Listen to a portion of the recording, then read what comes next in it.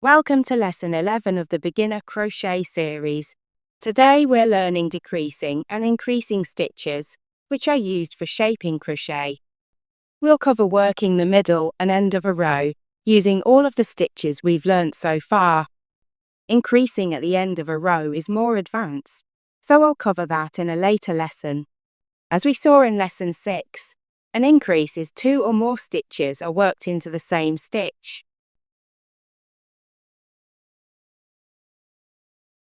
I'll make a 2-stitch DC increase here by going into the same space.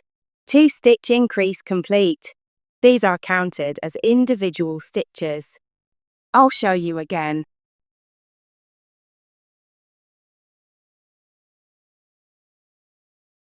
Here are the increases. You can see the 2 double crochets in the same stitch. There were 11 stitches in the first row, and there are 13 stitches in this row because of our 2 increases. HTR and TR increases are made exactly the same way. As we saw with the border, there can be more than 2 stitches in an increase.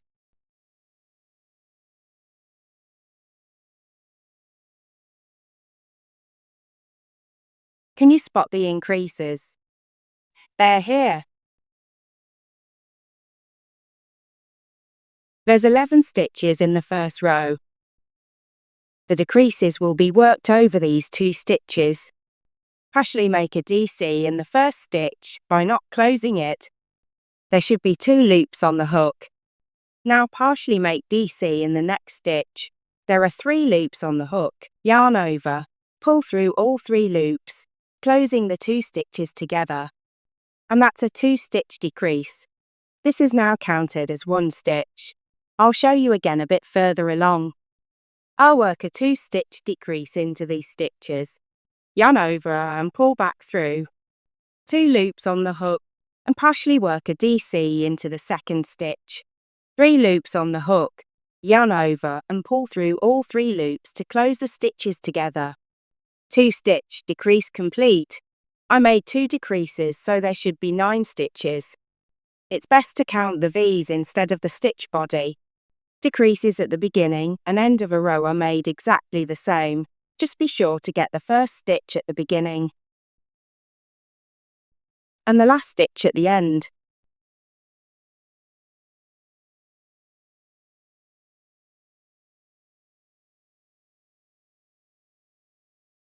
I'll start with 12 HTR stitches on row 1. This row starts with a chain 2 as the first stitch. Again, we partially make the first HTR. There are 3 loops on the hook. Then the second HTR. 5 loops on the hook. Yarn over and close the 2 stitches by pulling through all the loops. And there we are. And a second time, a partial into stitch 1. 3 loops on the hook. Into stitch 2. 5 loops on the hook. Yarn over and close both stitches. Now there are 10 stitches including the chain. The chain 2 counts as the first stitch again, so I start the partial HTR in the second stitch, then carry on as before. If the HTR row starts with a chain 1, then start the partial in the first stitch. At the end of the row, make sure you catch the last stitch or chain.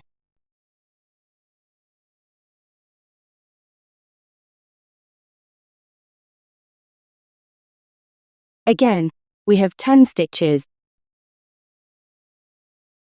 I'll make the treble decrease over these 2 stitches. Partially make the first treble, stopping at the closing step. 2 loops on the hook, second partial in the next stitch. 3 loops on the hook, yarn over and pull through all 3 loops to close the stitches together. And that's a 2 treble decrease. I'll do another further down the row. I'll work over these 2. In the first stitch, don't close the stitch. Into the second stitch. And close both trebles together. We started with 11 stitches on row 1 and now have 9 stitches on this row. The chain 3 counts as the first stitch again, so I'll work in these 2. As you can see, it's the same method as before. A partial stitch followed by another partial stitch in the next space and closing them all together. At the end of the row, make sure to work in the chain. It's a bit tight.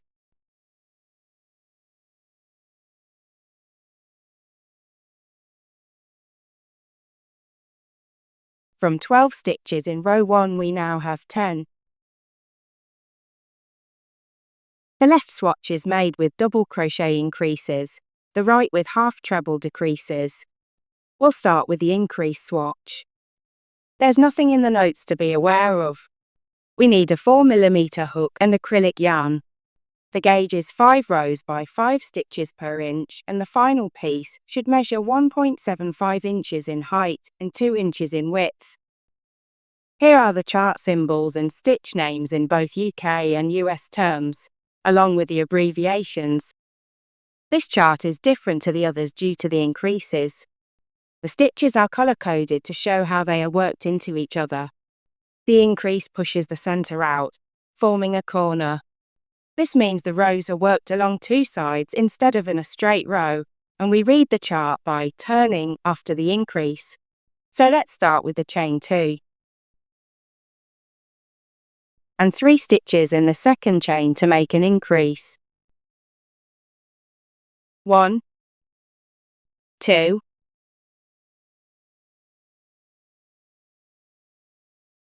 and 3. Increase made. Chain 1, turn, and place 1 DC in the first stitch. A 3 DC increase in the middle stitch.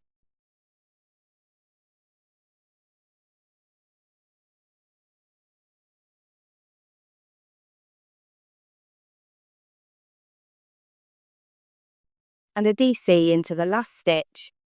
Get in there.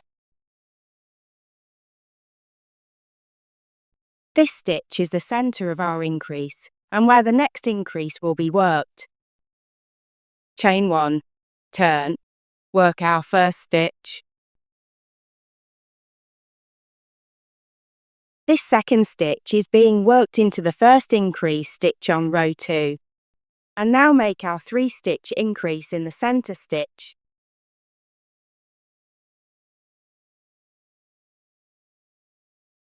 Turn the corner for the last 2 stitches.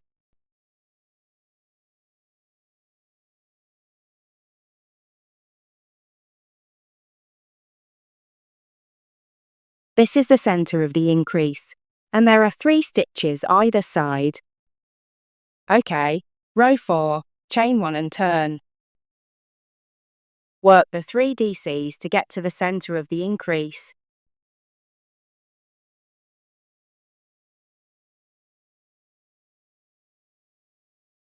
And then the increase into the center stitch.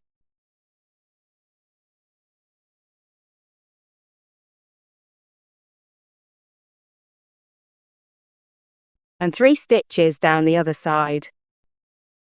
You've probably noticed that we're working an extra DC each row before we get to the center stitch of the increase. We just continue doing this for the following rows.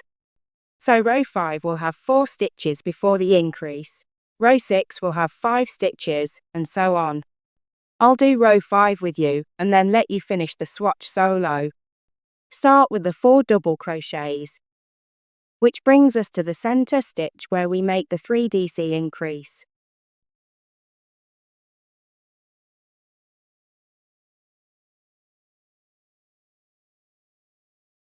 And 4 stitches down the other side.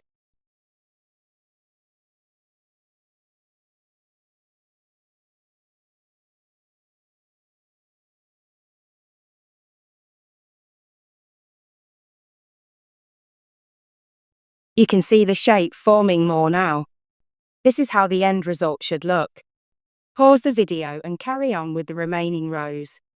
When you're ready, press play and join me for the decrease swatch.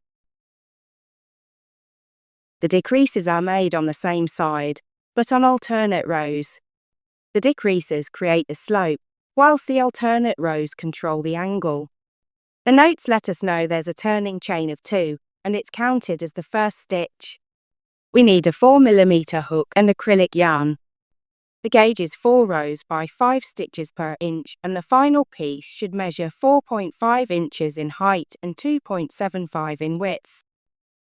Here are the chart symbols and stitch names in both UK and US terms, along with the abbreviations. I'll be starting from the second row, so pause the video, crochet row 1, and unpause me when you're done. Ready? Great. Let's start. I've already chained 2. Now the first HTR in the second stitch. Carry on with the remaining 9 stitches.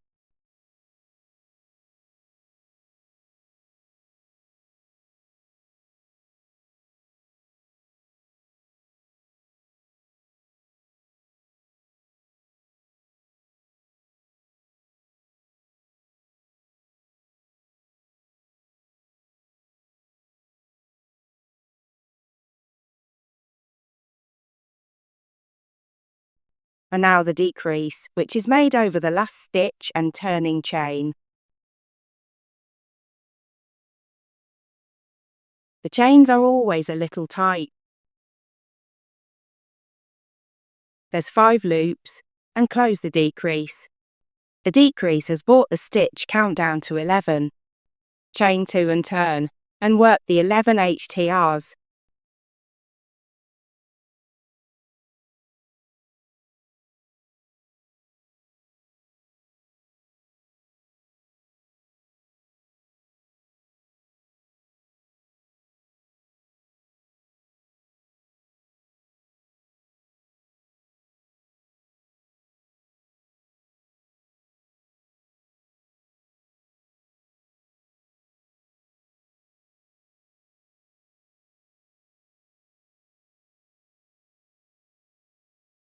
These pesky chains. Thank you.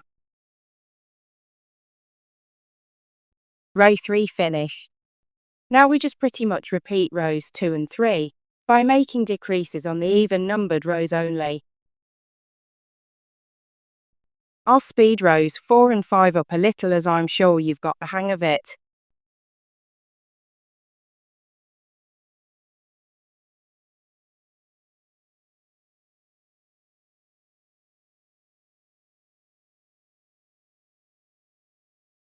Decrease time. Into the stitch. Into the chain. And close. The decrease rows are pretty easy to spot. Row 5 is an odd number, so we work all the stitches.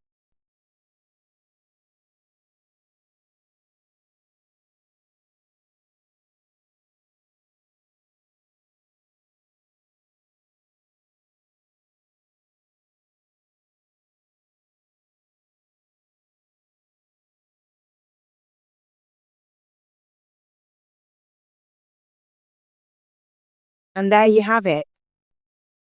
I'll leave the pattern up for you, or you can find a link in the description below. Lesson 12 is an in-depth tutorial on circles, so be sure to join me. And as always, please like and subscribe.